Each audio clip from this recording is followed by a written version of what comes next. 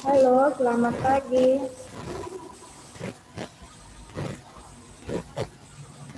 Selamat pagi, Squall. Good morning, Gaston.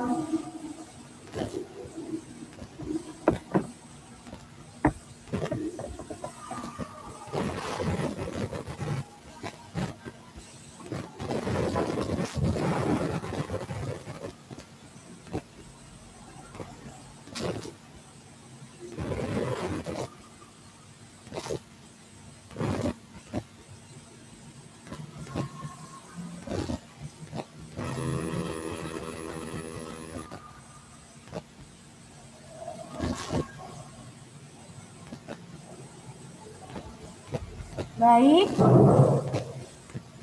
hari ini silahkan dibuka buku SPS IPA halaman 55. Ya, 55. Oke. Good morning, Carla. Good morning, Miguel.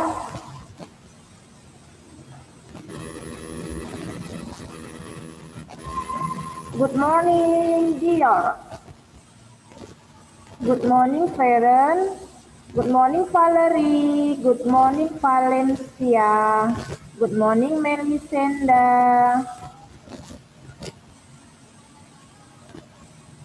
Good morning, Devina. Oke, sudah pukul 8 lewat 1 menit. Nah, ya. Sebelum mulai, ada beberapa siswa yang belum mengirim tugas IPA. Nah, siswa yang belum mengirim tugas, hari ini dikirim ya. Karena sudah lama deadline-nya. Oke, ini sudah hari Selasa. Ditunggu-tunggu juga belum ada yang kirim. Sebagian sudah, ya. Siswa yang belum, nah, nanti yang merasa belum coba nanti dicek. Nanti saya kirim aja daftar list namanya ke wali kelas, ya. Harusnya kirim tugasnya tepat waktu loh.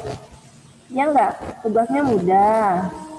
Tapi dikirim juga telat ya, nggak boleh ya, sudah semester 2. Miss mulai saja karena sudah pukul 8 lewat 2 menit. Ya, Miss mulai saja ya. Oke? Iya. Hari ini Selasa, tanggal 23 Februari 2021. Ini bukunya sudah dibuka belum? Nah, ada yang belum buka buku? Silakan dibuka ya. Topiknya itu adalah bergerak, bener nggak? Bergerak. Jadi ciri-ciri makhluk hidup selain bernapas, selain memerlukan makan dan air, yang ketiga adalah bergerak. Jadi makhluk hidup itu pasti bergerak dan wajib bergerak, ya kan? Nah, baik manusia, baik tumbuhan, baik hewan, mereka tumbuh dan bergerak. Ya, bagaimana cara hewan atau tumbuhan bergerak, Miss? Kalau manusia sudah pasti ya, sudah masih berjalan, berlari, melompat, benar ya? Nah, jadi ini kita bahas semua makhluk hidup. Namun, Miss mau pilih dulu deh yang baca hari ini ya. Baca dulu nih, ada keterangannya ini. Nah, Miss suruh baca dulu Carla Livi. Yuk, Carla Livi baca dulu. Ciri-ciri makhluk hidup yang ketiga yaitu bergerak. Halo, Carla Livi, silakan dibaca.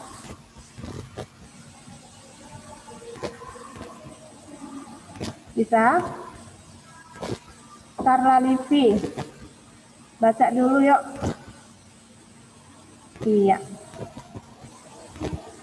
Bisa? Sudah, yuk baca.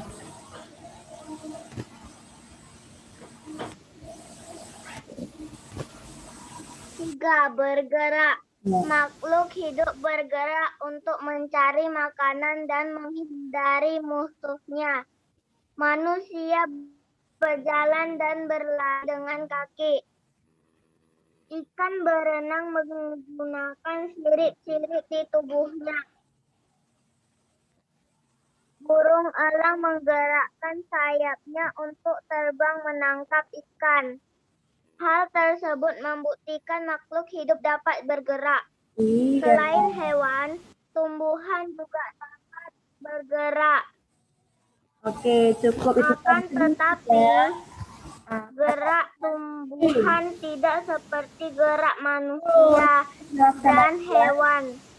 Contoh gerak tumbuhan misalnya tumbuhan putri malu yang mengatup daunnya setelah disentuh dan gerak tanaman anggrek yang mengikuti arah datangnya cahaya. Oke, terima kasih Karla Lisi. Kepanjangan kali Lisi bacanya ya. Oke, gantian dulu ya. Coba dulu Albert Christian. Nah, Albert Christian. Halo Albert. Albert. Albert Christian. Baca dulu Albert. Bisa diulangin? Albert. Bisa Albert? Baca dulu yuk. Bergerak. Bergerak, makhluk hidup bergerak untuk mencari makanan dan menghindari musuhnya. Oke, manusia. Manusia berjalan dan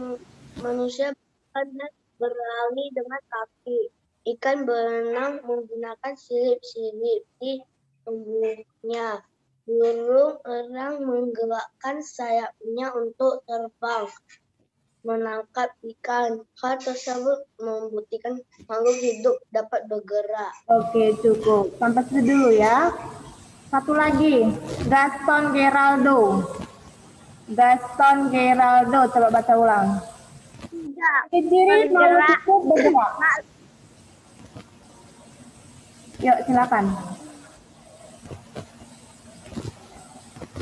Bergerak.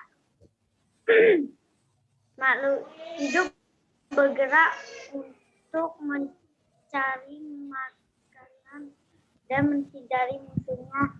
Manusia berjalan dan berlari dengan kaki.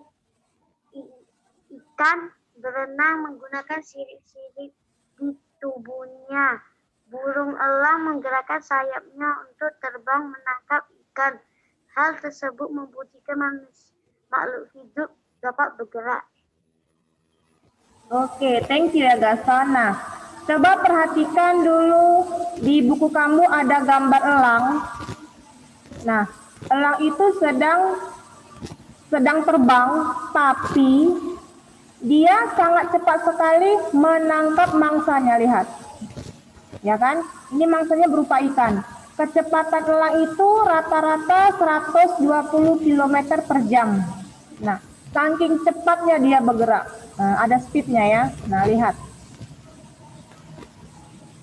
Ya, dia sangat fokus sekali untuk melihat mangsanya, akhirnya bisa ditangkap dengan cepat.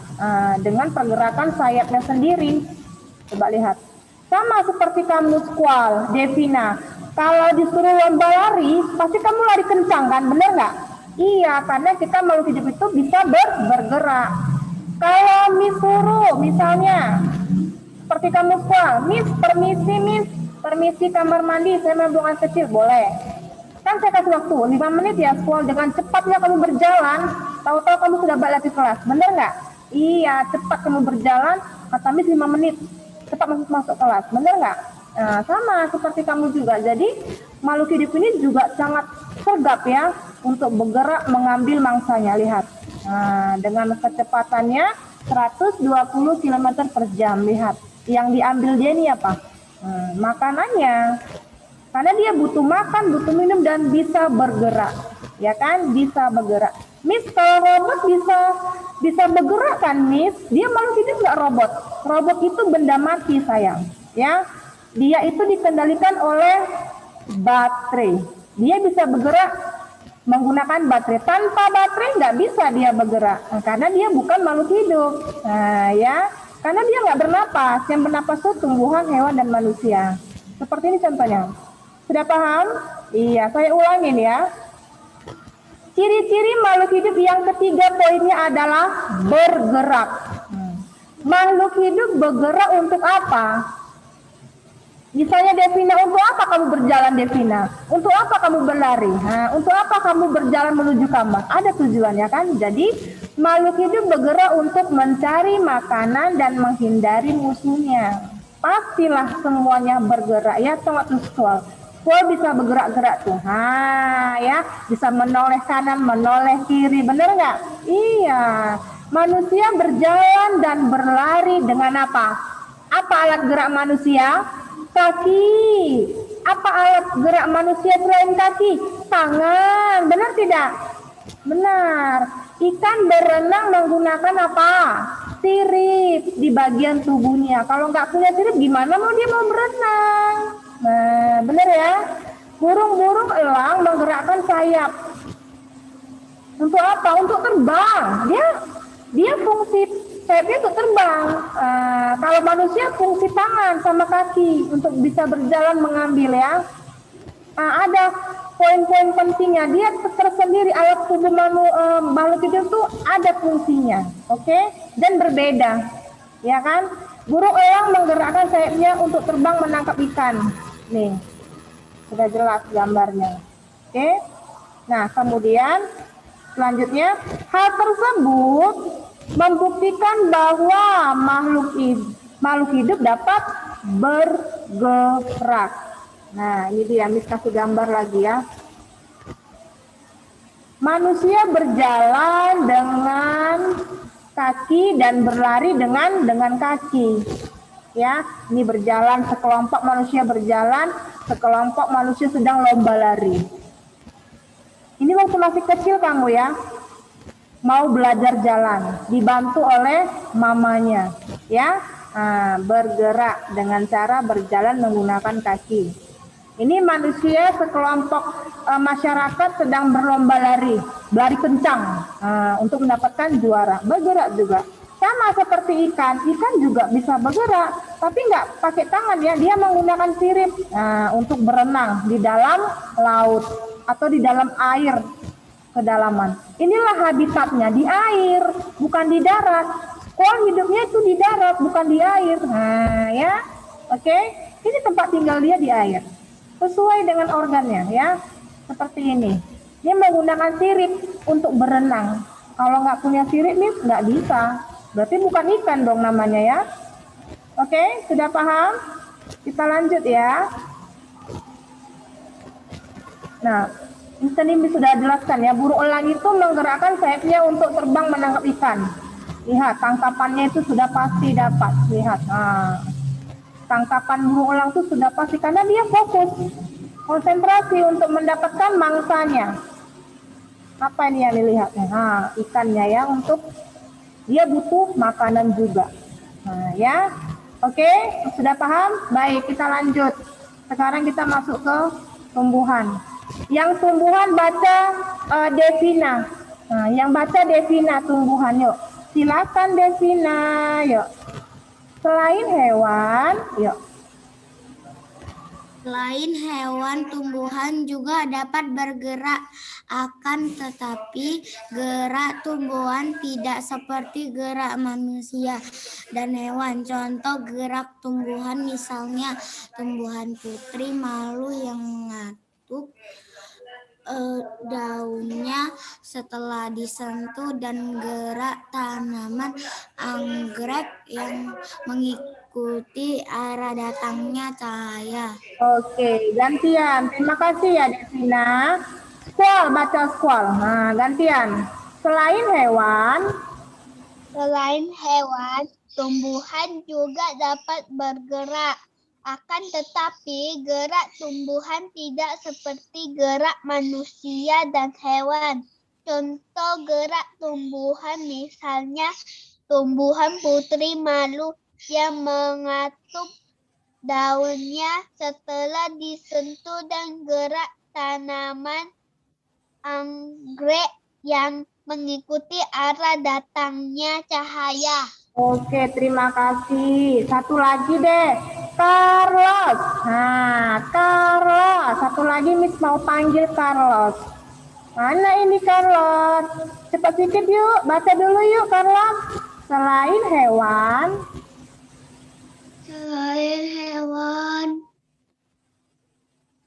tumbuhan juga dapat bergerak tetapi gerak tumbuhan tidak seperti gerak manusia dan hewan. Contoh gerak tumbuhan misalnya tumbuhan putri malu yang mengatup daunnya setelah disentuh dan gerak tanaman anggrek yang mengikuti arah datangnya cahaya. terima kasih Carlos. Oke, contohnya tumbuhan putri malu katanya ya. Baik, selain hewan, tumbuhan juga bisa bergerak loh Carlos. Albert, akan tetapi nggak seperti manusia dan hewan gerak pada tumbuhan. Nah, gerak pada tumbuhan itu misalnya si tumbuhan itu mendekati arahnya datangnya sinar matahari. Jadi dia agak miring tumbuhannya. Nah, kan bergerak kan? Nah, jadi contohnya misalnya gerak tumbuhan putri malu. Putri malu ya, yang mengatup daunnya jika disentuh. Yang mana gambarnya nih? Sudah ada di buku ya. Dan gerak tanaman anggrek, tumbuhan anggrek, bunga anggrek, agak miring tumbuhannya. Kenapa? Dia mengikuti arah datangnya cahaya matahari. Seperti ini gambarnya, lihat. Oh, ini yang di buku kamu ya. Seperti ini ya. Daun tumbuhan putri malu mengatup setelah disentuh. Tertutup maksudnya, mengatup. Ini dia. Ini mengatup. Tujuannya, kenapa si tumbuhan itu mengatup, Miss? Ada tujuannya. Supaya tidak dimakan hewan pemakan tumbuhan. Contohnya apa? Kupu-kupu serangga misalnya. Seperti ini. Ini adalah tumbuhan putri malu. Jika kita sentuh aja dia, langsung mengatup, tertutup dia. Supaya tidak dimakan oleh hewan yang suka makan tumbuhan. Makanya dia langsung mengatup. Tuh lihat, ini mengatup. Jika disentuh, nah, bergerak kan? Secara spontan bergerak sendiri tumbuhannya. Nah, bisa bergerak nih seperti ini, disentuh langsung mengatup. Coba lihat, siswa. Sudah jelas belum gambarnya? Jadi tumbuhan juga bisa bergerak sayang ya. Bukan berarti berjalan tumbuhannya pakai kakinya, tidak. Dengan cara seperti ini, jika disentuh tumbuhan putri malu dia akan mengatup dengan sendirinya. Ya, ada nggak tumbuhan putri malu di lingkungan rumah kita? Ada. Miss pernah melihatnya. Nah, Miss pernah menyentuhnya, mengatup semuanya. Begitulah cara gerak tumbuhan. Sudah dimengerti? Nah, ini adalah tanaman anggrek. Siapa yang punya tanaman anggrek di rumah, suka mencintai tumbuhan? Pasti ada lah ya. Nah, cahaya berpengaruh terhadap pertumbuhan tanaman. Pengaruh kalau cahayanya searah barat, tumbuhannya miring dia. Nah, miring ya, bergerak mendekati datangnya sinar matahari. Ya, di mana cahaya situ dia dekatinya. Itulah sebabnya batang tanaman anggrek pada gambar bergerak menuju arah datangnya sinar matahari. Sudah paham? Nah, Miss, tumbuhan saya Miss agak miring Miss. Miring kemana? Agak ke sana Miss, ke arah utara. Mungkin tumbuhannya itu dia mendekati arah sinar matahari, di mana dia berpengaruh pada sinar, di situ dia agak miring tumbuhannya. Contohnya lagi pohon karet, miring-miring semua batangnya kan? Dia mendekati atau menuju arah datangnya cahaya. Nah, agak bengkok dia. Kemana arah sinar matahari? Di situ dia membengkokkan batangnya. Begitu ya. Jadi ini juga bergerak. Ini diartikan bergerak juga sayang. Oke? Bukan berarti berjalan, berlari, tidak. Batangnya itu menuju arah cahaya. Ya, lama-kelamaan jadi agak sedikit nungkik gini batangnya. Cantik ya. Nah, oke. Inilah dinamakan gerak pada tumbuhan. Ya. Sudah paham? Biar Miss lanjut. Nah, Miss mau kasih keterangan yang lain. Gerak pada makhluk hidup, khususnya tumbuhan. Ini adalah tumbuhan bunga ya, bunga tulip namanya. Oke. Nah, macam-macam gerak pada tumbuhan. Nah, banyak ini ya, dengarkan. Salah satu ciri dari makhluk hidup adalah bergerak. Bukan hanya manusia dan hewan, tumbuhan juga melakukan gerak sebagai tanggapan terhadap rangsangan yang diterimanya. Dia menerima rangsangan. Jika kamu sentuh si bunga tadi, mengatuk dia seperti ini. Tumbuhan juga menerima rangsangan kamu jika kamu sentuh dia ya. Nah, oke. Nah, dengarkan lagi. Ini macam-macam gerak pada tumbuhan. Namanya adalah gerak endonom. Apa itu gerak endonom? Didengarkan dulu ya. Dengarkan dulu, saya mau jelaskan. Gerak endonom pada tumbuhan adalah gerak yang disebabkan oleh adanya rangsangan yang berasal dari dalam. Gerak endonom disebut juga sebagai gerak otonom, ya, atau gerak spontan. Nah, spontan.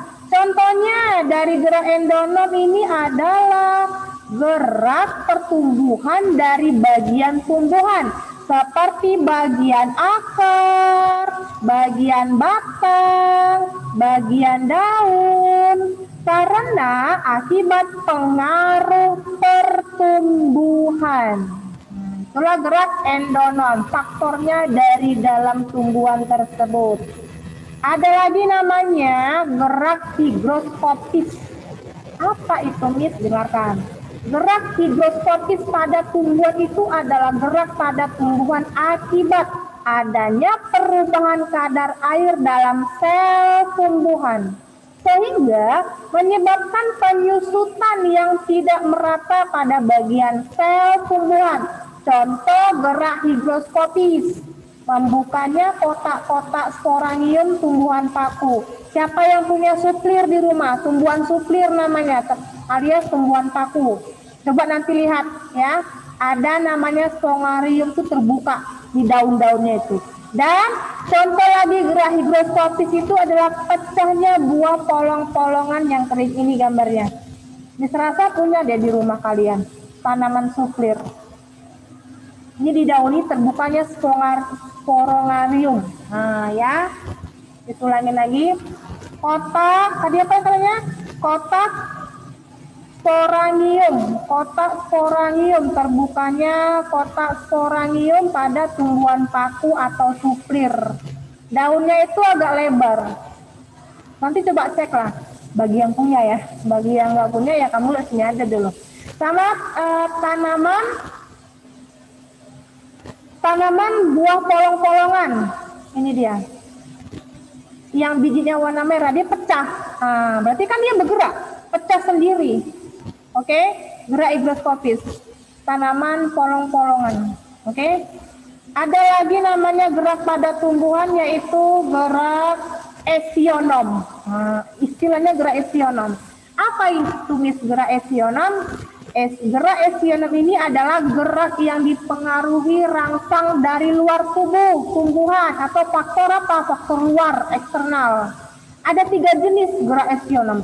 Yang pertama gerak tropisme, gerak taksis, dan nasti. Nah, nanti nasti termasuk si putri malu. Ya, nah lihat. Yang kita bahas adalah gerak tropisme dulu ya. Banyak ya jenis gerak pada tumbuhan. Nah, dengarkan. Gerak tropisme itu apa, Miss? Gerakan pada sebagian tubuh tumbuhan yang dipengaruhi oleh arah rangsangan dari luar. Jika tumbuhan mendekati rangsangan disebut tropisme positif. Tetapi jika tumbuhan menjauhi rangsangan disebut tropisme negatif. Nah, ada lagi jenisnya lagi tropisme ini. Ya. Nah, namanya fototropisme. Dibagi menjadi lagi ya. Apa ini, Miss? Foto. Kalau udah foto dipakai apa? Cahaya ya, foto. Rangsangan cahaya ya kan, foto. Fototropisme, gerak tumbuhan karena rangsangan cahaya. Nah, seperti di foto, Miss. Nah, dengarkan dulu ya. Fototropisme adalah gerak tumbuhan karena rangsangan cahaya. Fototropisme ada yang positif, artinya tumbuhan itu bergerak menuju datangnya cahaya. Tadi sudah ada bunga anggrek ya, dia batang itu menuju arah cahaya. Ada juga gerak fototropisme yang negatif. Artinya tumbuhannya itu menjauhi cahaya. Yang mana, Miss? Yang menjauhi cahaya. Tuh, lihat. Nah, ini yang mendekati datangnya cahaya. Lihat. Ini batangnya tuh kenapa bisa begini, Miss? Lihat dari jendela nih. Masuk sinar matahari. Jadi di mana tumbuhan tadi tumbuh, bergerak, ya kan? Makin tinggi, tapi dia mau mengikuti arah datangnya sinar matahari. Makanya seperti ini, bengkoknya batangnya, lihat. Nah, ini kalau yang menjauhi itu biasanya batang yang tumbuh ke atas, seperti ini. Nah, ya kan? Tunggu ya, saya jelaskan lagi.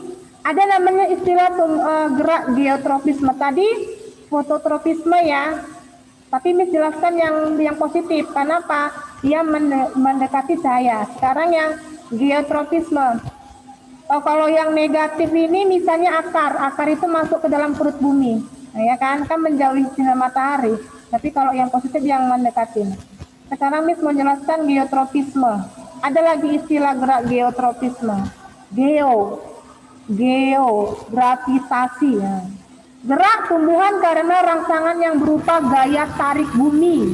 Gaya tarik bumi contohnya geotropisme, misalnya pertumbuhan akar yang selalu menuju ke dalam tanah.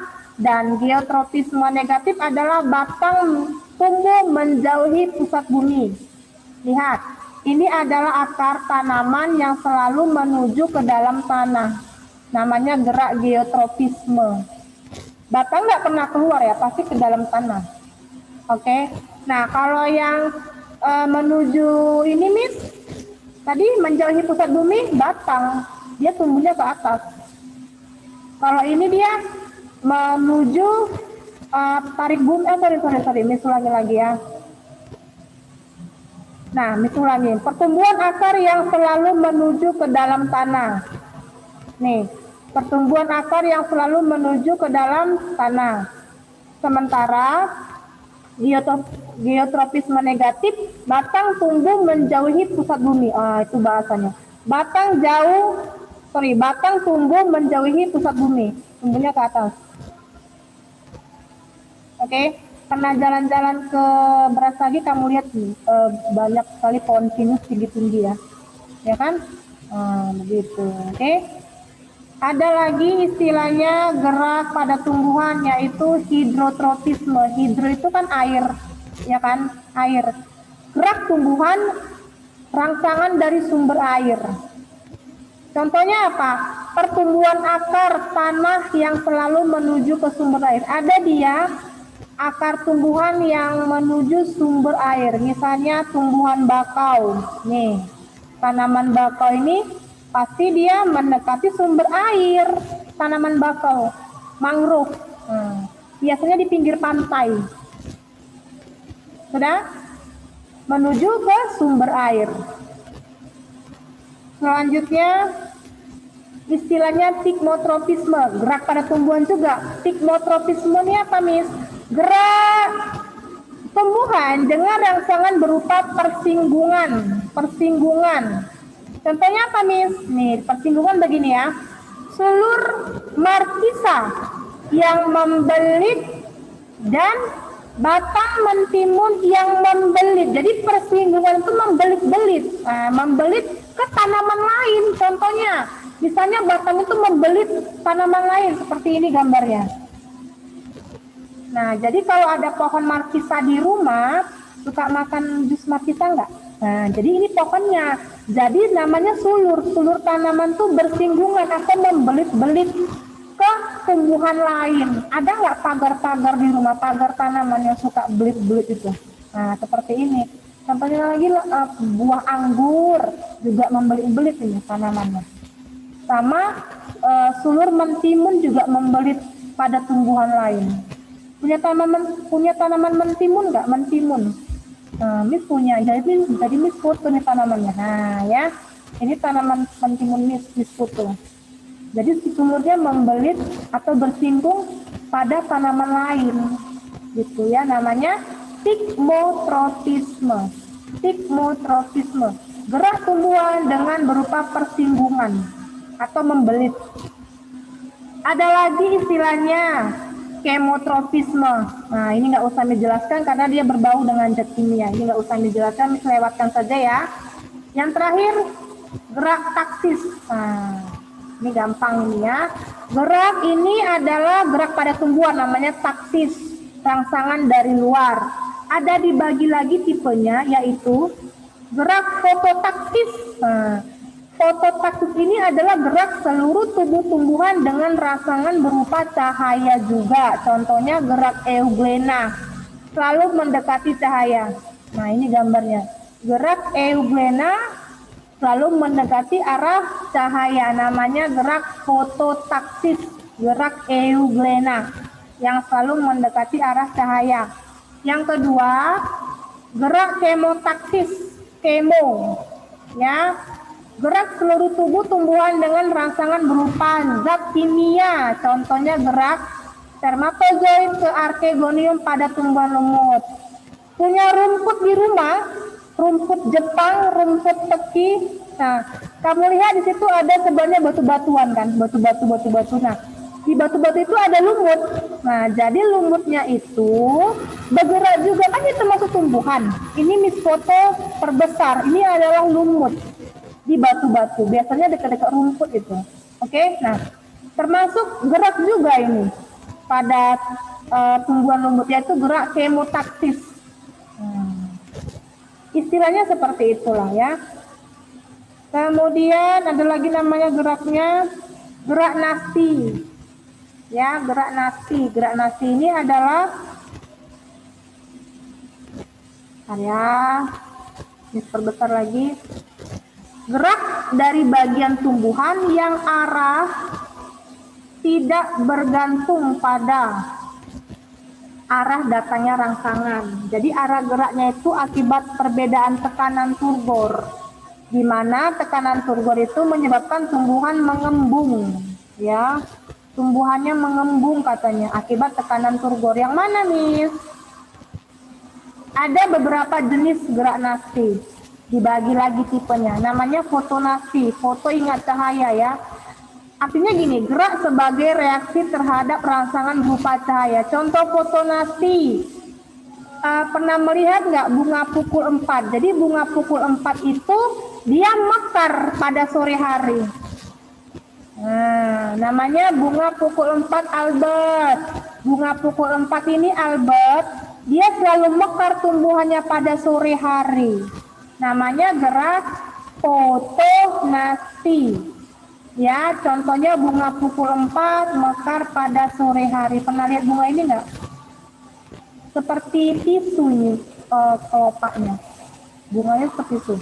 Kemudian selain bunga pukul 4, ada lagi namanya bunga kembang sepatu yang mekar pada siang hari. Termasuk gerak fotonasti yang ini, bunga kembang sepatu.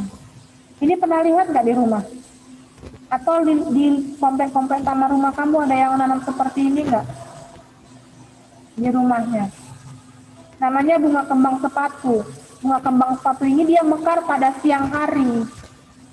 Oke, ini termasuk gerak fotonasti Nicholas. Siapa di rumahnya punya bunga kembang sepatu? Miss punya. Tapi bunga kembang sepatu Miss warna putih. Ini kan warna merah kan? Dia mekar di siang hari. Termasuk gerak fotonasti. Oke? Ada lagi namanya gerak seismonasti. Nah, ini termasuk putri malu yang ada di buku kamu. Jadi putri malu ini kelompok gerak seismonasti, gerak dengan rangsangan berupa sentuhan. Contohnya gerak menutupnya daun putri malu. Oh, ini putri malu. Gerak karena disentuh. Ya, kalau nggak disentuh tetap mekar, tapi disentuh dia menutup sendiri. Namanya gerak seismonasti, ya. Gerak putri malu seismonasti. Oke. Nah, sekarang ada gerak niktinasti. Oke, gerak niktinasti itu gerak tidur dari tumbuhan. Gerak tidur dari tumbuhan karena adanya rangsangan berupa gelap. Contohnya menutupnya daun petai Cina pada malam hari. Niktinasti. Apa itu niktinasti? Miss ulangin lagi. Niktinasti adalah gerak tidur dari tumbuhan. Gerak tidur dari tumbuhan. Kenapa? Karena ada faktor rangsangan berupa gelap. Berarti nggak ada sinar matahari ya.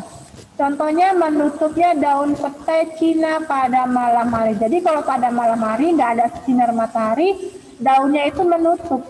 Petai Cina, daun petai Cina pada malam hari. Ini daunnya. Oke, yang terakhir termonasti. Wah, apa ini nih termonasti? Termonasti ini adalah gerak karena adanya rangsangan berupa suhu. Nah, suhu. Contohnya bunga tulip mekar jika suhu naik dan menutup jika suhu turun. Tahu bunga tulip? Seperti ini. Bunga tulip biasanya banyak di negara Belanda. Ya, disulangin. Termonasti adalah gerak karena adanya rangsangan berupa suhu. Contohnya bunga tulip mekar jika suhu naik dan menutup jika suhunya turun. Oke? Nah, sekarang Miss mau tanya dengan Felicia Dwi. Felicia Dwi. Halo Felicia Dwi. Nah, dengarkan pertanyaannya ya Felicia Dwi. Daun putri malu termasuk ke dalam kelompok gerak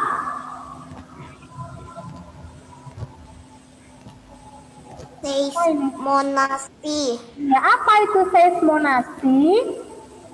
Gerak dengan rangsangan berupa sentuhan. Contohnya gerak menutupnya daun putri malu. Nah, jika kita apa? Jika kita sentuh ya. Jadi menutuplah daunnya seperti ini kalau disentuh. Oke? Miss pilih lagi Miss Acak ya, yang jarang Miss panggil deh. Lionel. Nah, Lionel. Halo Lionel. Lionel. Halo. Nah, dengarkan pertanyaannya Lionel ya. Kenapa tumbuhan anggrek selalu miring batangnya atau selalu bengkok batangnya? Alasannya kenapa?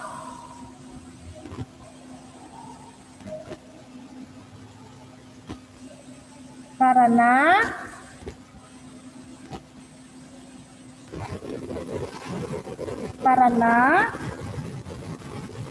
tanaman anggrek. Gimana jawabnya? Ada yang tahu? Kenapa batangnya selalu membengkok, Miss? Tanaman anggrek. Ada yang tahu? Karena, Jason tahu. Oke, baik. Miss panggil Jason ya. Coba Jason dulu, Jason Pierre.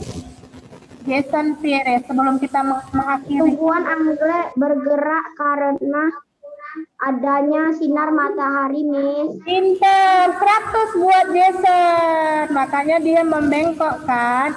Jadi tanaman ini dia mengikuti arah datangnya cahaya matahari. 100 buat Jason. Pintar, good. Satu lagi ya, Miss pilih ya untuk mengakhiri pelajaran kita. Kensin Frederick. Kensin, daun putri malu termasuk dalam kelompok